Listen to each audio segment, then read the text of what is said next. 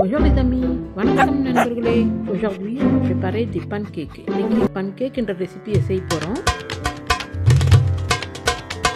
இந்த ரெசிபியை செய்கிறதுக்கு முதல்ல 3 முட்டை எடுத்துக்கோங்க. Il faut 3 œufs, 45 கிராம் சர்க்கரை, 45 gram de sucre, 2 packet baking powder எடுத்துக்கோங்க, 22 gram, 2 sachets de levure chimique, soit 22 gram, 2 packet vanilla சர்க்கரை 15 gram, 2 sachets de sucre vanillé, soit 15 grammes, 450 grammes maïda mavu. On va prendre 450 grammes de farine, 510 grammes pâle, 510 grammes de lait demi-écrémé. இது கூடவே 75 grammes வெண்ணெயை உருக்கி வச்சுக்கோங்க. J'ai aussi pris 75 grammes de beurre que je laissé fondre. ஒரு பெரிய பவுலில் முதல்ல மைதா மாவை கொட்டுங்க. On va sortir un grand saladier et on va verser la farine dedans. இப்போ சர்க்கரையை அதுக்கு மேலே போட்டுடுங்க. On rajoute le sucre. Vanilla சர்க்கரை பேக்கெட்டையும் பிரித்து கொட்டிடுங்க. Le sucre vanillé, 2 packet baking பவுடரையும் கொட்டிடுங்க. La levure. இப்போ நம்ம போட்ட அத்தனை ட்ரை ஐட்டத்தையும் கரண்டியால் ஒரு colour கிளறணும். Et on va mélanger l'ensemble. இப்போது பால் அதுக்கு மேலே கொட்டிடுங்க. On ajoute le lait. அதுக்கு மேலே உருக்கி வச்சிருக்கிற வெண்ணெயும் கொட்டிடுங்க. Le beurre fondu. இப்போ ஒரு முட்டையாக உடைச்சி அதில் போட்டுடுங்க. On rajoute les œufs un par un. On mélange l'ensemble vigoureusement. C'est mieux avec un batteur électrique. Electric பீட்டரால் நல்லா பீட் பண்ணணும். அதுக்கப்புறம் அந்த மாவை அப்புறம் ஒரு மூடியை போட்டு இந்த மாவை மூடி வைங்க, கொஞ்சம் நேரம் ஊறட்டும். Je couvre le saladier et je vais laisser reposer la pâte un petit instant. J'ai posé une poêle sur le feu et j'attends qu'elle soit bien chaude.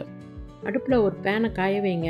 அது நல்லா காஞ்சதுக்கு அப்புறம் ஒரு கரண்டி மாவை அப்படியே ஊற்றுங்களா நடுவில். Je verse une louche de pâte sur cette poêle bien chaude.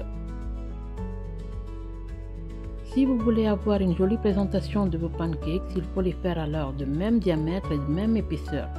Pour ça, il faut verser la même quantité de louche au centre de votre poêle.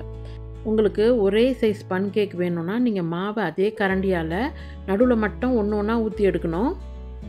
Mais moi ici, je ne vais présenter à personne, donc pour aller plus vite, je vais faire plusieurs pancakes en même temps de tailles différentes. நான் கொஞ்சம் சீக்கிரமாக ஆகணும்னு பக்கத்துலலாம் ஊற்றிட்டேன். ஏன்னா வீட்டுக்கு தானே செய்கிறோம், அதனால் அழகாக இருக்கணும்னு கிடையாது, ருசியாக இருந்தால் போதும். அதனால நான் ஒரே நேரத்தில் 3-4 pancakes செஞ்சு எடுத்துடுறேன்.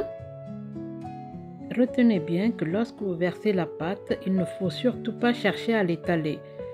Elle va se répartir parfaitement d'elle-même. இந்த மாவை நீங்கள் ஊற்றிட்டு கரண்டியால் தேய்க்கக்கூடாது, தோசை தேய்க்கிற மாதிரி. நீங்கள் அப்படியே விட்டுடுங்க, அது அழகாக ரவுண்டாக வந்துடும். Ici, regardez bien, il y a des petites bulles qui apparaissent à la surface. C'est à ce moment-là qu'il faut retourner le pancake. இந்த pancakes சிறு தீயிலே முன்புறமும் பின்புறமும் 2 நிமிஷம் அளவுக்கு வேக வச்சு எடுத்துக்கணும். பன்கேக்கு மேலே இந்த மாதிரி ஓட்டையாக தெரியுது பாருங்களா, இந்த மாதிரி தெரியும் போது தான் நீங்கள் பன்கேக்கு திருப்பி போடணும், அப்போ தான் வெந்துருதுன்னு அர்த்தம்.